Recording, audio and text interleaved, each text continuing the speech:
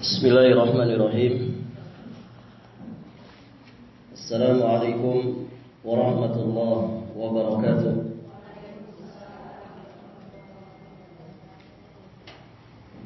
Alhamdulillahi rabbil alamin. Wa bihi nasta'in ala umuri dunya waddin. Wassalatu wassalamu ala asyrafil anbiya'i wa imamil mursalin نبينا محمد عليه أفضل الصلاة وأتم التسليم وعلى آله وأصحابه أجمعين وسلم تسليما مزيدا إلى يوم الدين ثم أما بعد اللهم إنا نسألك علما نافعا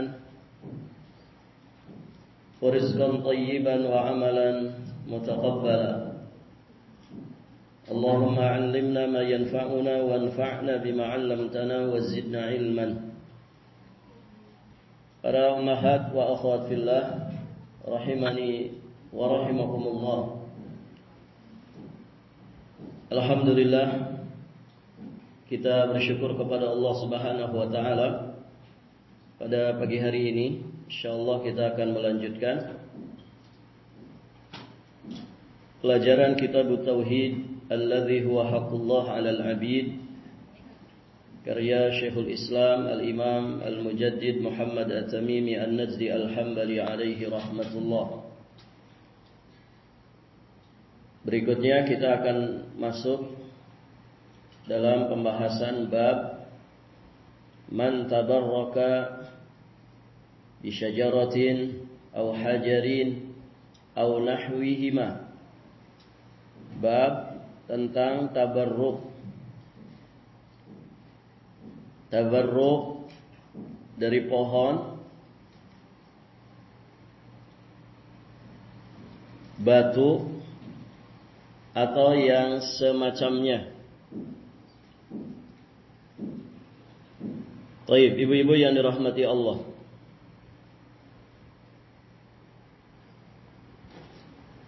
Pembahasan ini penting sekali untuk kita kaji,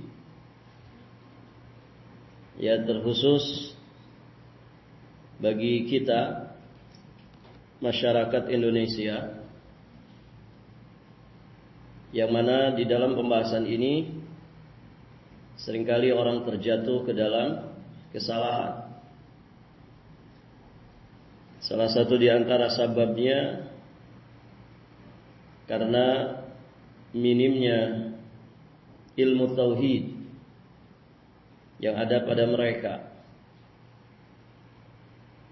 Istilah tabarruk ini adalah istilah yang dikenal di tengah-tengah masyarakat kita, tidak asing di telinga kaum muslimin, karena pada dasarnya seorang muslim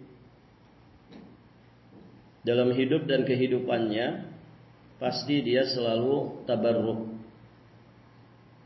yakni ngalap berkah. Setiap saat memang kita dianjurkan, diperintahkan untuk selalu bersemangat mengalap atau mencari keberkahan. Taib, ibu-ibu yang dirahmati Allah. Namun ketika orang tidak memahami hakikat daripada tabarruk ini, seringkali mereka terjatuh ke dalam kesalahan bahkan penyimpangan dari akidah Islamiyah. Maka sekali lagi pembahasan seperti ini ya sangat penting untuk kita kaji. Sebelum kita masuk ke dalam pembahasan dari dalil yang disampaikan oleh penulis rahimahullahu ta'ala, kita sedikit ingin menyampaikan muqaddimah dari pembahasan ini. Taib, ibu-ibu yang dirahmati Allah, ya, semoga muqaddimah ini menjadi pijakan dasar bagi kita untuk memahami secara garis besar apa yang akan dibahas oleh penulis di dalam bab ini. Baik, istilah tabarruk itu dari kata barokah.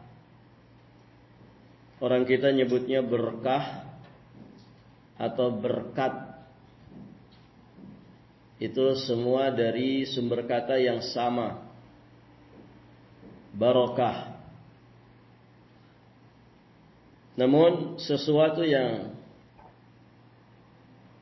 sangat dikenal di tengah-tengah manusia, tidak asing di lisan juga di telinga mereka, ya terkadang sebagian orang yang menganggap itu istilah yang tidak asing ternyata tidak paham hakikatnya. Toib, ibu-ibu yang dirahmati Allah, tabarruk itu berarti ngalap berkah. Bahasa lainnya meminta dan berharap agar mendapatkan kebaikan yang berlimpah.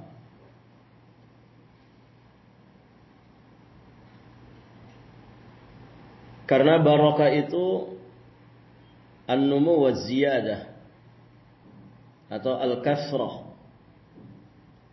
Sesuatu yang dikatakan berkah berarti sesuatu itu tumbuh, berkembang, berlimpah dan terus bertambah. Kemudian satu poin lagi, kebaikan yang berlimpah itu senantiasa melekat padanya. Itu yang dimaksudkan berkah. Sehingga kalau dikatakan tabarruk, ya si fulan tabarruk kepada sesuatu, maka yang dimaksud adalah si fulan mengharapkan kebaikan yang berlimpah terus bertambah, dan kebaikan itu senantiasa melekat padanya, tidak lepas darinya. Begitu. Kalau harta seseorang diberkahi, berarti harta itu menghasilkan kebaikan yang berlimpah, dan kebaikan itu selalu melekat padanya, tidak lepas. Kalau umur seseorang diberkahi juga maksudnya begitu. Berarti umurnya itu menghasilkan banyak kebaikan. Kebaikan itu berlimpah dihasilkan dari umurnya. Kemudian kebaikan itu selalu melekat padanya. Kalau satu rumah diberkahi, berarti rumah itu menghasilkan banyak kebaikan, dan kebaikan itu tidak lepas darinya. Kalau satu negeri diberkahi, berarti negeri itu berlimpah kebaikan, dan kebaikan itu senantiasa melekat padanya. Berarti orang yang tabarruk, sejatinya dia mengharapkan kebaikan yang berlimpah, dan kebaikan itu selalu melekat padanya, tidak pernah terpisah dan terlepas darinya. Baik, ibu-ibu yang dirahmati Allah, macam-macam tabarruk. Kata para ulama, tabarruk itu ada dua. Pertama, tabarruk yang syar'i. Yang kedua, lawannya. Yang pertama tabarruk yang syar'i, berarti yang kedua apa? Tabarruk yang tidak syar'i, alias terlarang. Baik, ibu-ibu yang dirahmati Allah, tabarruk yang syar'i adalah tabarruk. Ini di kitab tidak ditulis Ibu ya. Ini mukadimah dari saya aja. Jadi tidak apa-apa, kitabnya ditutup dulu, tidak apa-apa. Tabarruk yang syar'i adalah tabarruk dengan sesuatu yang terdapat dalil dari syariat. Saya ulangi, tabarruk yang syar'i adalah tabarruk dengan sesuatu yang terdapat dalil dari syariat yang menunjukkan bahwa sesuatu tersebut memang merupakan sebab yang dapat mendatangkan berkah. Coba diulangi. Tabarruk yang syar'i adalah tabarruk dengan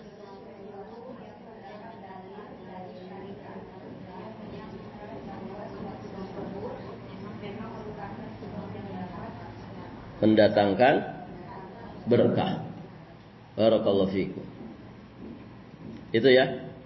Tabarruk dengan sesuatu yang ada dalilnya dalam syariat, yang menunjukkan bahwa sesuatu tersebut memang merupakan sebab yang dapat mendatangkan berkah.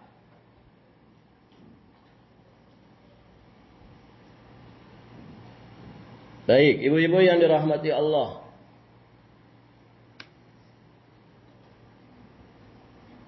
Cara ngalap berkahnya pun itu harus mengikuti tuntunan syariat. Saya kasih contoh. Ka'bah, Masjidil Haram, itu tempat yang diberkahi enggak, Ibu? Iya. Bagaimana kita ngalap berkah di sana? Apakah dengan ngusap-ngusap dinding Ka'bah? Dengan menggunting kiswah? Nah, ini kan berarti harus ngerti juga cara tabarruknya itu bagaimana. Nah, cara tabarruknya itu harus mengikuti tuntunan syariat. Sekarang misalkan tempatnya iya, secara syariat ada dalilnya, itu tempat yang berkah. Namun caranya bagaimana ngalap berkah di situ?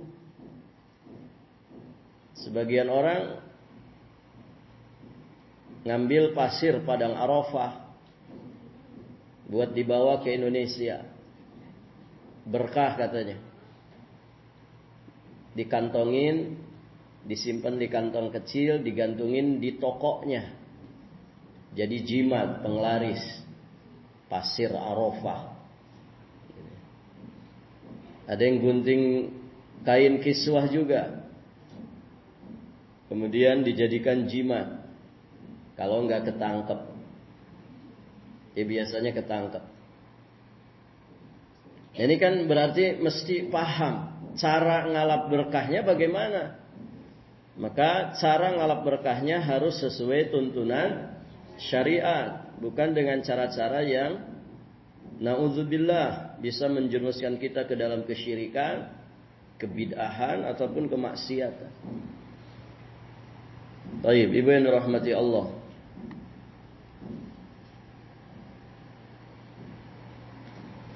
Itu ya, itu makna dari tabarruk yang syar'i. Nah, ibu-ibu yang dirahmati Allah, keberkahan yang diberikan oleh Allah kepada sebagian makhluknya terbagi menjadi dua. Keberkahan yang diberikan Allah kepada sebagian makhluknya terbagi menjadi dua. Yang pertama, keberkahan secara zat. Zatnya berkah.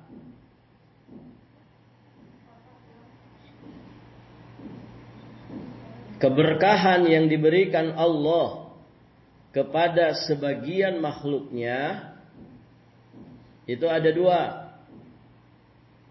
Pertama, keberkahan secara zat. Yang kedua, keberkahan secara maknawi.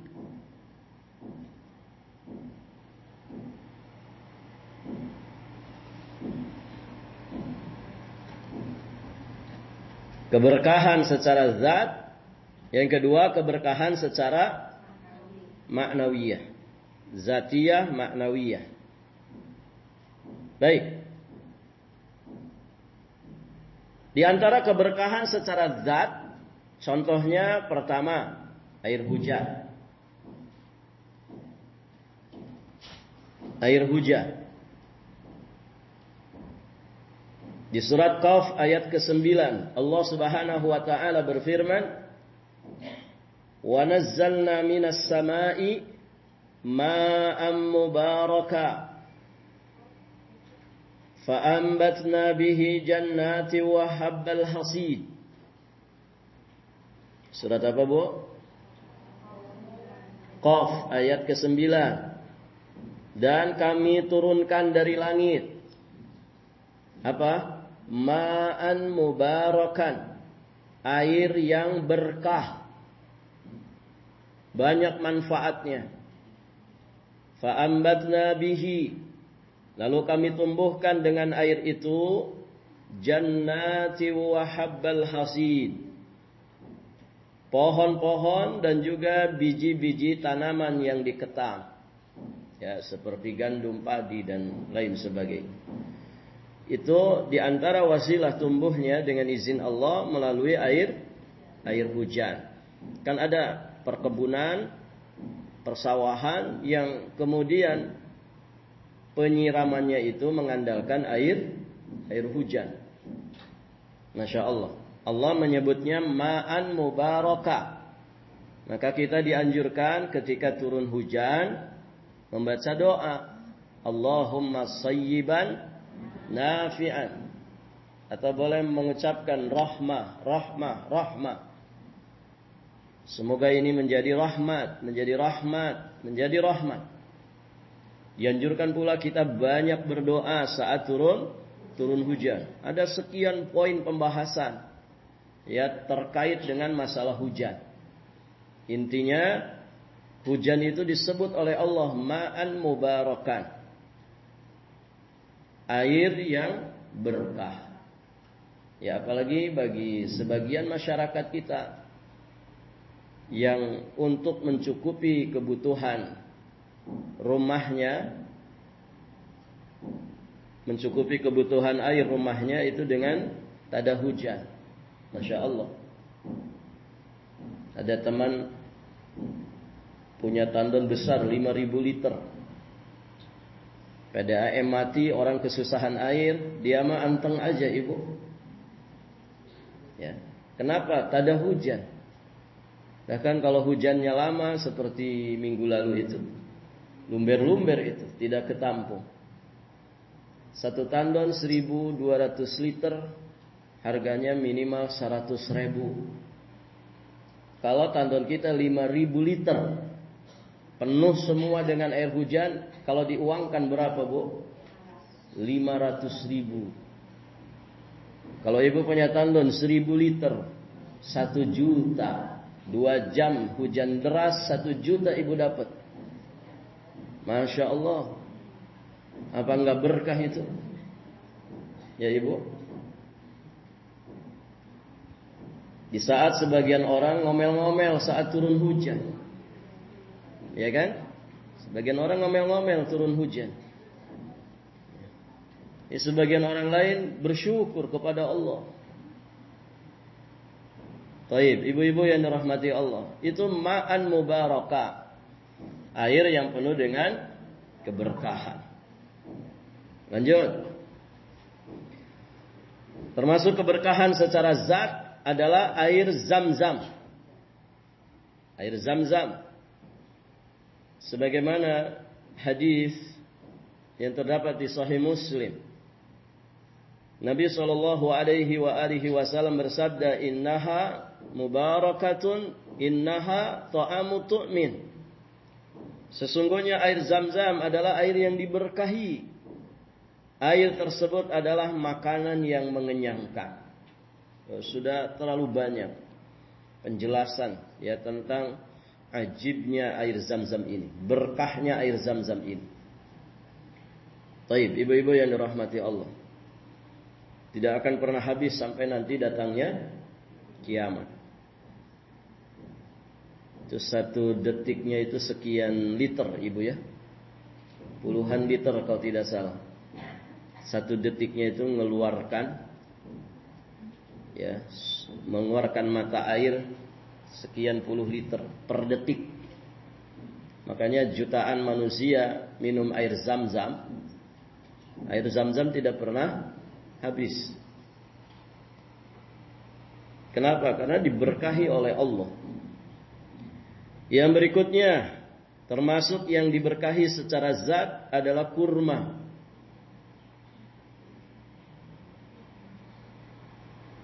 Sebagaimana sabda Nabi sallallahu alaihi wasallam di riwayat Imam Al-Bukhari.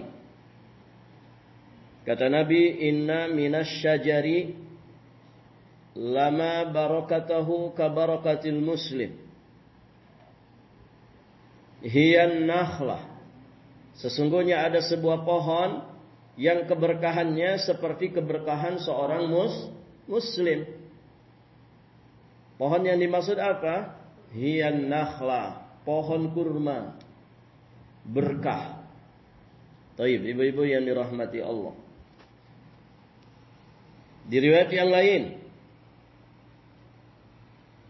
riwayat Imam Bukhari dan juga Imam Muslim, Nabi menjelaskan betapa istimewanya kurma yang disebut dengan kurma ajwah. Man tasabbaha kulla yawmin sab'ata maratin ajwatan lam yadurrahu fi dhalikal yawm summun wala sihrun. Barang siapa yang di pagi hari sebelum makan yang lain, dia makan 7 butir kurma ajwah, maka pada hari itu tidak ada racun dan sihir yang membahayakan dirinya. Insyaallah. Dan kurma ini harganya lebih mahal dari kurma yang lainnya.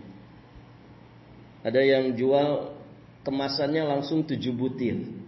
Satu kotak itu isinya 7 butir ajwah. Ya mungkin satu kotak sekali sarapan. Barakallahu fikum. Baik. Itu kurma. Kurma juga termasuk pohon dan buah yang diberkahi. Kemudian termasuk yang secara zat diberkahi, pohon zaitun. Pohon zaitun. Ada yang punya bu pohonnya? Saya pernah dikasih sama jamaah ibu-ibu. Di dalam pot masih kecil, tapi nggak gede-gede, ya. Mungkin kurang ahli memelihara tanaman, ya. Masih segede gitu aja. Sama buah delima juga, segede gitu aja dari dulu itu. Taib, ibu-ibu yang dirahmati Allah.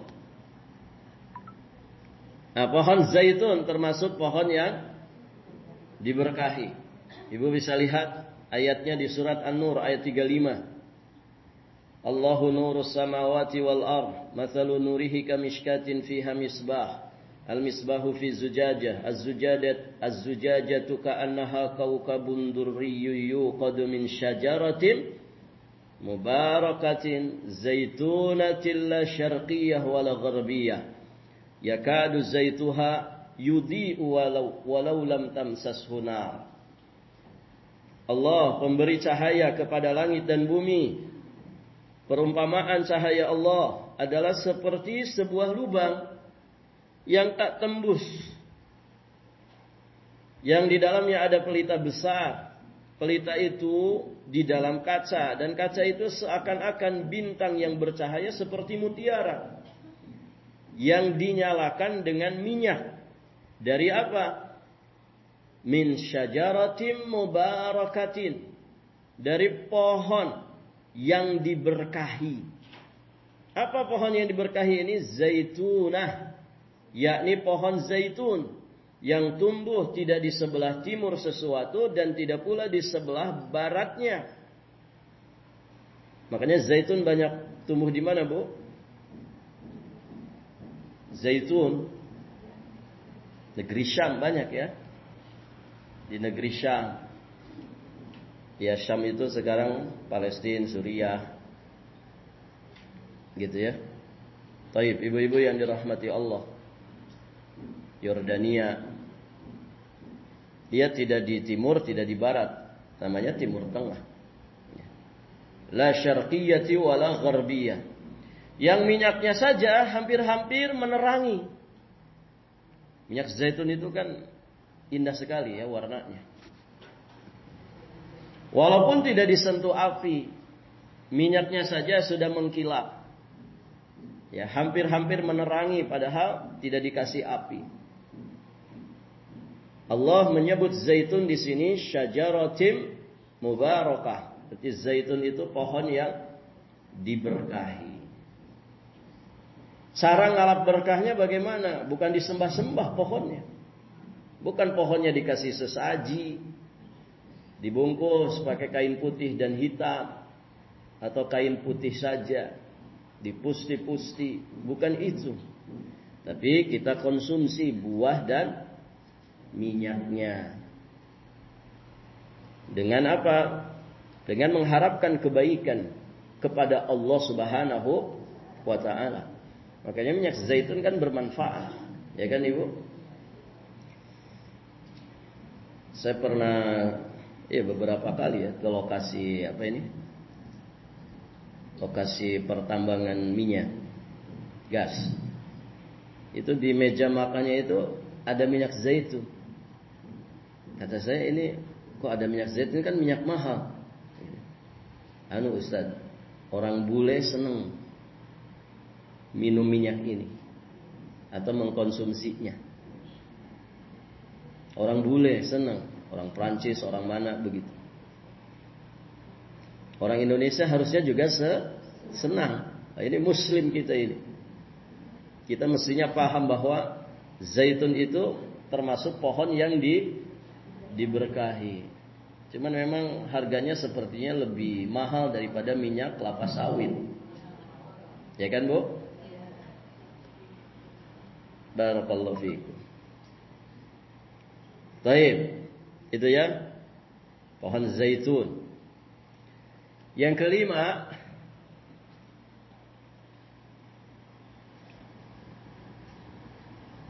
termasuk yang diberkahi secara zat adalah jasadnya para nabi.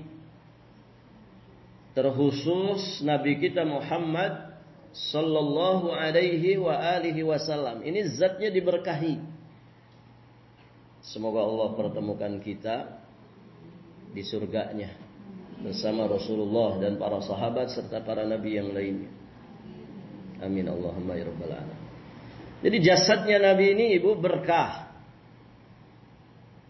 Berebut air ludahnya. Para sahabat berebut air ludah Nabi. Siapa yang pernah dapat air ludahnya Nabi?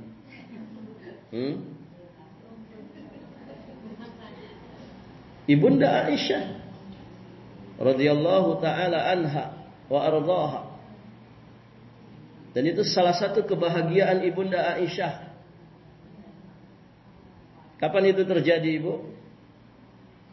Saat Nabi mau wafat.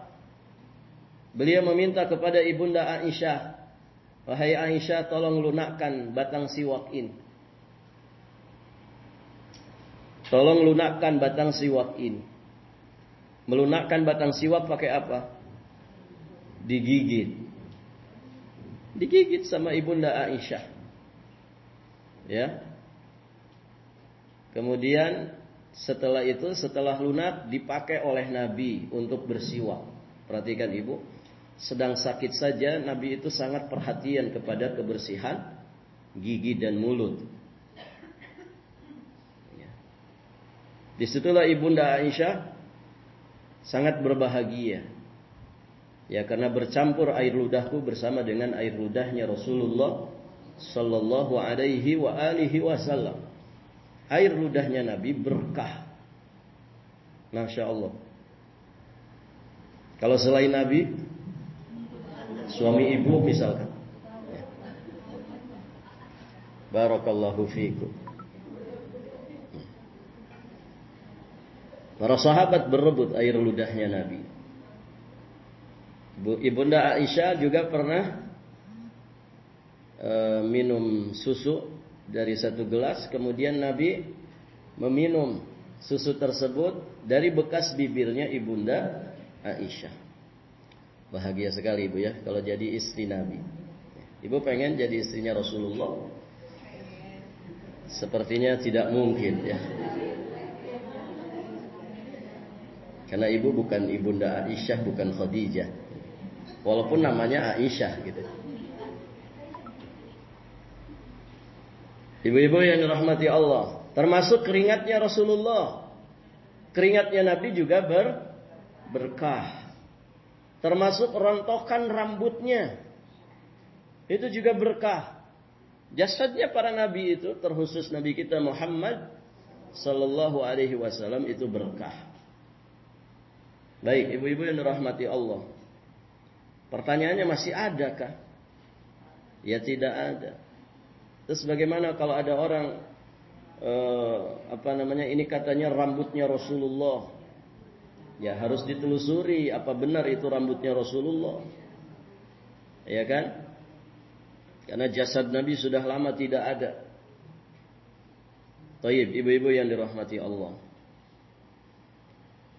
Kemudian apalagi yang secara zat diberkahi? Madu. Madu asli ya. Bukan madu palsu. Di surat An-Nahl ayat 68, 69 Ibu bisa baca. Bagaimana madu ini berkhasiat, bermanfaat. Dan seharusnya madu itu menjadi konsumsi harian. Masya Allah. Ibu yang dirahmati Allah, semua orang mengenalnya ya sebagai minuman yang sangat berkhasiat dan bermanfaat. Ibu bisa lihat di surat An-Nahl ayat 68, 69. Kemudian apalagi habbatus sauda. Habbatus sauda yang disebut oleh Nabi ada syifa di dalamnya. Sebagaimana riwayat Imam Al-Bukhari dari Ibunda Aisyah radhiyallahu taala anha. Inna hadhil habbatas saudaa syifaa'un min kulli da'in illa minas sam. Qultu wa mas-sam? Qala al-maut. Ibunda Aisyah meriwayatkan, aku mendengar Nabi sallallahu alaihi wasallam bersabda, sesungguhnya habbatus sauda, ya habbatus sauda, ini adalah kesembuhan, yakni obat dari setiap penyakit kecuali as-sam. Qultu, Ibunda Aisyah bertanya, wa mas-sam? Apa itu as-sam? Kemudian Nabi menjawab, al-maut. Kematian. Ya, kematian itu tidak ada obatnya. Ada obat kematian, Ibu? Kalau ada, itu paling laris. Ya. Tidak ada obat kematian, mati ya mati. Baik, syahidnya jelas di sini. Syifa'un min kulli da. Habbatus sauda itu merupakan kesembuhan atau obat dari setiap penyakit kecuali kematian tadi. Nah, itu beberapa perkara yang dinyatakan di dalam syariat, dia mengandung keberkahan secara zatnya. Taib, ibu-ibu yang dirahmati Allah. Kemudian berikutnya, yang kedua, keberkahan maknawiyah. Kalau tadi kan keberkahan secara zatiyah. Nah, ada keberkahan maknawiyah. Di antaranya adalah keberkahannya Masjidil Haram, keberkahannya Madinah, keberkahannya Masjidil Aqsa. Ini disebutkan ya di antaranya di surat Al-Imran 96. Inna awwala baiti wudi'a lin-nas lalladzi bi Bakkah mubarakan wa hudan lil alamin. Sesungguhnya rumah yang mula-mula dibangun untuk tempat beribadat manusia adalah Baitullah di Bakkah, yakni Mekkah yang diberkahi, mubarakan wa hudan lil alamin, dan menjadi petunjuk bagi semua manusia.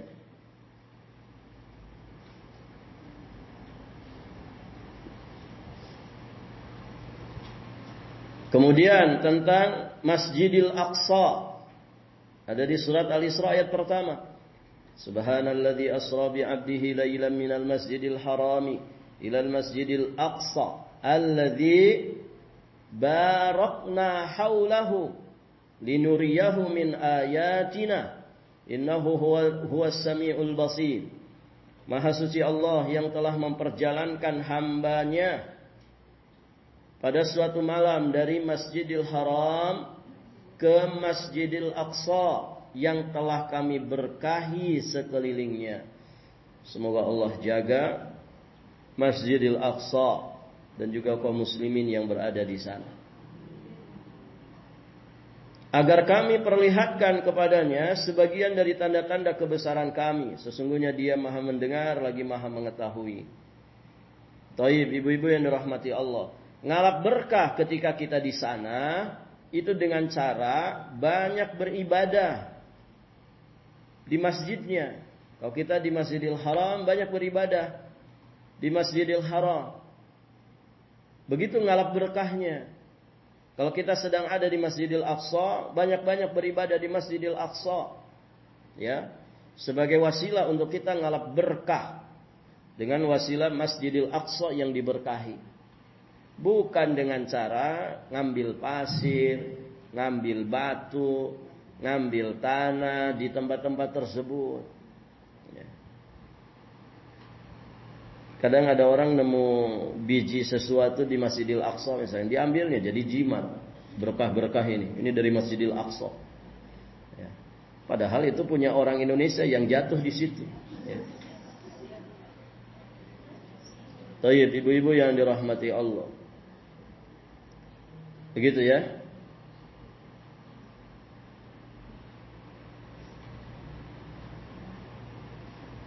Sekarang kalau di tanah haram Mekah itu kan diberkahi. Caranya dengan cara ngambil pasir, ngambil batu. Loh, dulu orang-orang musyrikin Quraisy itu tinggalnya di mana, Bu? Di Mekah. Dan dekat Ka'bah, sekitar Ka'bah, sebelum seperti saat ini. Yahudi dengan munafikin, mereka juga tinggal di kota Madinah. Ibu kalau lihat sejarah kota Madinah itu yang sekarang jadi masjid itu, dengan terasnya yang sedemikian luas, yaitu dulu segitu saja kota Madinah itu. Segitu saja kota Madinah itu. Dulu ada benteng-bentengnya. Kan itu ada di replikanya ya. Kalau ibu masuk ke museum Masjid Nabawi itu. Jadi ada pintu gerbangnya. Nah yang sekarang itu semua jadi area Masjid Nabawi. Masjid awalnya kan yang kalau ibu di arah kiblat itu ada yang kubah silver itu. Ya itulah masjid awal Nabawi itu. Yang sekarang jadi sop-sop pertama itu. Makanya kan rumahnya Nabi ada di sebelah sisi kiri. Sebelah sisi kiri. Dulu ya ketika kiblat masih di Masjidil Aqsa, ada di sisi kanan belakang rumah Nabi itu. Ketika kiblat pindah ke Ka'bah Baitullahil Haram, maka rumah Nabi jadi berada di sisi kiri dari Masjid Nabawi yang sekarang jadi benteng itu warna hitam. Di situ ada kubur Nabi. Itu dulu kan kamar Ibunda Aisyah. Makanya Nabi ketika itikaf ya disisiri oleh siapa? Oleh Ibunda Aisyah. Tinggal nongolin kepala ya ke jendela kamar Ibunda Aisyah, disisirin sama Ibunda Aisyah dari kamarnya. Nabi juga pernah nonton bareng bersama Aisyah, begitu ya, dari jendela kamar Ibunda Aisyah, nonton orang-orang Habasyah yang sedang main gulat. Itu dari jendela. Kemudian Ibunda Aisyah di belakang Rasulullah Sallallahu Alaihi Wasallam. Mereka sedang bermain itu. Orang-orang Habasyah di dalam Masjid Nabawi. Dilihat oleh Nabi dan juga Ibunda Aisyah. Dari mana? Dari kamarnya Ibunda Aisyah. Buka jendela langsung lihat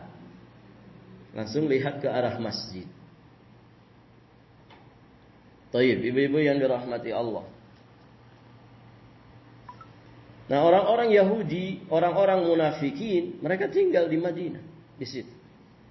Jadi ngalap berkah ya dengan tanah haram Madinah, ya salah satu di antara caranya adalah dengan cara ya kita banyak beribadah ya, di Masjid Nabawi, menjaga keistiqomahan dan ketaatan. Ya, jangan berbuat maksiat ya saat kita berada di tanah haram. Kalau di tanah biasa saja haram bermaksiat, bagaimana lagi kalau kita sedang berada di tanah yang disucikan Allah Subhanahu wa taala. Ya. Keberkahan Ka'bah Baitullah Al-Haram ya, juga bukan pada dinding-dindingnya, batu batanya, bukan pada kain-kain kiswahnya. Bahkan Umar ibn Khattab itu pernah berkata kepada Hajar Aswad, di mana Hajar Aswad itu merupakan batu termulia di dunia. Setelah Umar ibn Khattab mencium Hajar Aswad, apa yang dikatakan Umar ibn Khattab? Inni a'lam annaka hajar. Sesungguhnya aku tahu engkau itu adalah batu. La tadurru wa la tanfa'. Tidak bisa memberi kemadaratan, juga tidak bisa mendatangkan kemanfaatan. Walaula anni ra'aitu Nabiyya sallallahu alaihi wasallam yuqabbiluka ma qabbaltuka. Kalaulah bukan karena aku melihat Nabi sallallahu alaihi wasallam menciummu, maka aku tidak akan menciummu. Jadi keberkahan pada Hajar Aswad, tatkala mencium Hajar Aswad, itu bukan pada zatnya. Ini keberkahan maknawiyah.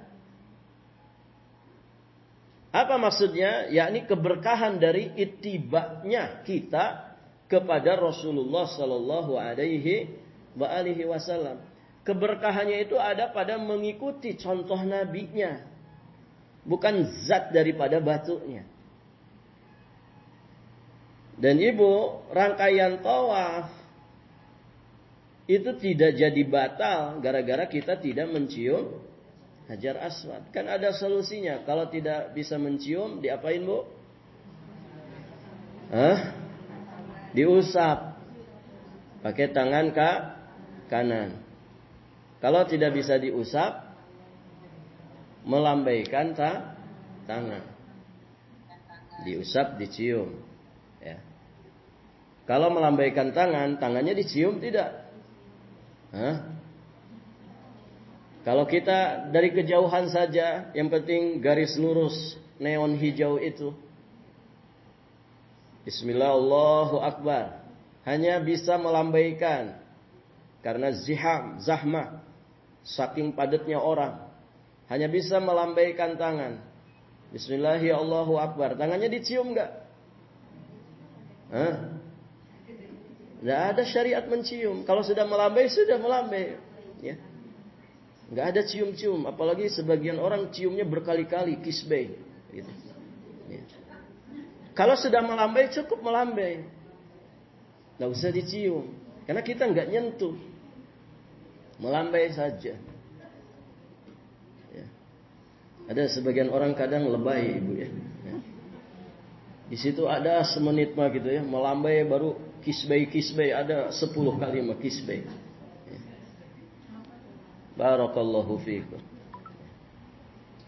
Jadi keberkahan pada Hajar Aswad saat kita menciumnya itu karena ittiba'nya kita kepada Nabi sallallahu alaihi wasallam. Itu keberkahan maknawiyah. Termasuk keberkahan yang lainnya secara maknawiyah baca Quran. Karena Al-Quran ini wahyu Allah yang diberkahi. Ibadah salat juga demikian. Iktikaf di dalam masjid. Ini juga berkah maknawiyah, secara maknawiyah. Kemudian memakmurkan 10 pertama Dzulhijjah, memakmurkan 10 pertama Muharram yang sebentar lagi akan kita masuki. Kemudian keberkahan 10 akhir Ramadan dengan cara kita memaksimalkan jiwa raga kita, memakmurkan 10 terakhir Ramadan dengan sebaik-baiknya amal, terutama di malam-malam harinya. Termasuk keberkahan di waktu sahur dengan kita banyak melakukan amal-amal soleh di dalamnya. Keberkahan makan berjamaah. Keberkahan makan berjamaah. Ini maknawi. Taib, ibu-ibu yang dirahmati Allah. Suka makan berjamaah, ibu? Barakallahu fikum. Makan berjamaah. Ini termasuk keberkahan. Nah, itu keberkahan-keberkahan maknawiyah. Baik, ibu-ibu yang dirahmati Allah.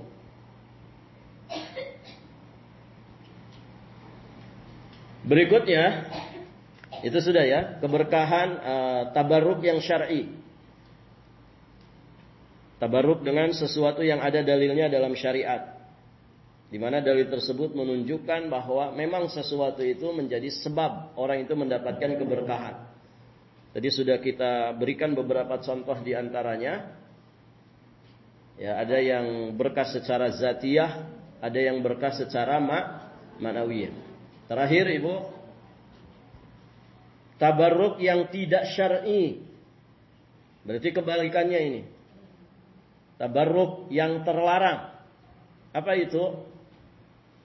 Tabarruk dengan sesuatu yang tidak ada dalilnya dalam syariat. Atau tabarruk dengan tidak mengikuti tuntunan syariat. Itu juga sama, tabarruk yang tidak syar'i. Saya ulangi. Tabarruk yang tidak syar'i adalah tabarruk dengan sesuatu yang tidak ada dalilnya dalam syariat. Atau tabarruk dengan tidak mengikuti tuntunan syariat. Contohnya tadi, ya. Tabarruk dengan Ka'bah Baitillahil Haram, dengan Masjidil Haram. Cara ngalap berkahnya banyak beribadah di dalamnya. Menjaga diri untuk tidak melakukan perkara-perkara yang dimurkai Allah. Itu caranya. Nah, ada orang yang caranya tidak sesuai tuntunan syariat. Tadi, ya. Dia ambil kain kain ihramnya, baru digosok-gosok di dinding Ka'bah. Ya. Berkah. Ya. Atau ibu nanti dicuci juga luntur, kan begitu. Ya. Baru dipajang di ruang tamunya. Ini kain ihram saya ini. Ya, saya 5 hari di Mekah. 5 kali juga saya gosokkan ke dinding Ka'bah. Ya, siapa yang mau beli ini? 50 juta harganya. Malah dijual. Ya. Taib. Nah, itu berarti dia tempatnya memang diberkahi, tapi tata caranya yang keliru. Maka tabarruk yang seperti itu dilarang. Taib. Jadi itu tabarruk yang tidak syar'i. Tabarruk dengan sesuatu yang tidak ada dalilnya dalam syariat, atau tabarruk dengan tidak mengikuti tuntunan syariat. Contoh-contoh yang lainnya banyak sekali. Orang misalkan tabarruk dengan amaliyah-amaliyah yang tidak ada contohnya, ya, di dalam ajaran Islam. Ada dengan wirid-wirid tertentu, salawat-salawat tertentu, dikerjakan di waktu tertentu, di malam tertentu, dengan kaifiyat tata cara tertentu. Bajunya harus pakai baju putih semua misalkan. Harus di malam Jumat Kliwon, pas jam 12 malam. Ya. Harus dengan cara menggeleng-gelengkan kepala, nepuk-nepuk dada. Ya, kayak orang sedang tripping. Barakallahu fikum. Nanti selesai jam 4 subuh, rokokan, kopian, ya. Ketika azan subuh dikumandangkan, bubar. Kemana? Ke rumah masing-masing tidur. Ibu, kalau dikumandangkan azan, kok orang malah menjauh? Namanya apa itu? Setan. Kan ada dua, setan bangsa jin, setan dari bangsa manusia. Karakternya sama. Setan dari bangsa jin itu, ibu, kalau dikumandangkan azan, ya, maka dia lari terbirit-birit. Idza nudiya bis salat adbara syaitan walahu durat. Kan begitu hadisnya. Apabila dikumandangkan azan untuk salat, adbara asyaitan, setan lari, walahu durat, terkentut-kentut dia lari, terbirit-birit, menjauh sampai suara azan tidak kedengaran. Itu setan bangsa jin. Setan bangsa manusia juga mirip-mirip tuh. Kalau dikumandangkan azan tuh diomelin. Oh, sudah azan lagi. Barusan azan.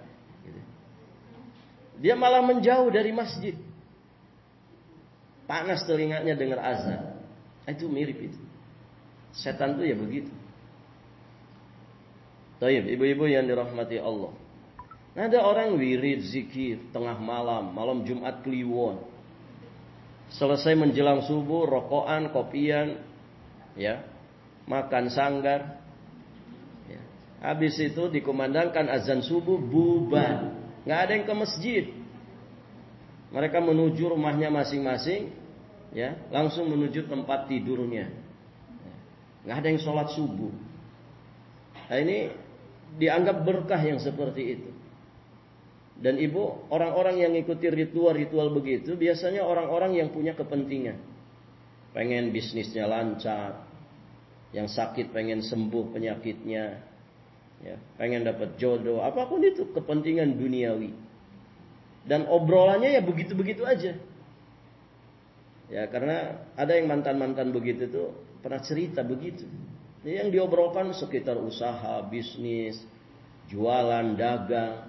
Saya setelah ngikutin ritual zikir di sana itu lancar bisnis saya.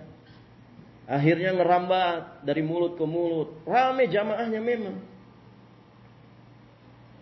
Ini mengerikan. Yang seperti ini dianggap berkah padahal sejatinya bukan keberkahan. Termasuk iktikaf di kuburan. Iktikaf itu di masjid, syukur-syukur bisa di Masjidil Haram atau Masjid Nabawi, bukan di kuburan. Iktikaf kok di kuburan, ngalap berkah. Ada yang ngelus-ngelus dinding Ka'bah, ya. Ada yang ngerobek kain kiswah. Ada yang berebut sisa minumnya kiai. Gimana kalau kiainya TBC, ibu? Kiainya nggak pernah gosok gigi. Ada sebagian orang berebut. Ketika berebut itu apa, ibu? Berkah, berkah, berkah. Begitu mereka bilang. Ya. Baik, kalau kemudian seseorang itu diberkahi, ya cara ngalap berkahnya bukan begitu. Istifadah dari ilmunya, ngambil manfaat dari ilmunya, ya bukan rebutan bekas air minumnya. Ya.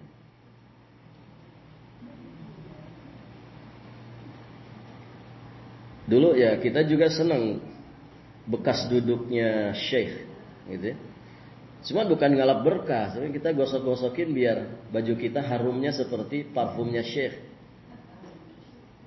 Dulu di tahun 2005 ibu ya, kita ikut daurah 1 bulan, gitu, perwakilan beberapa pondok.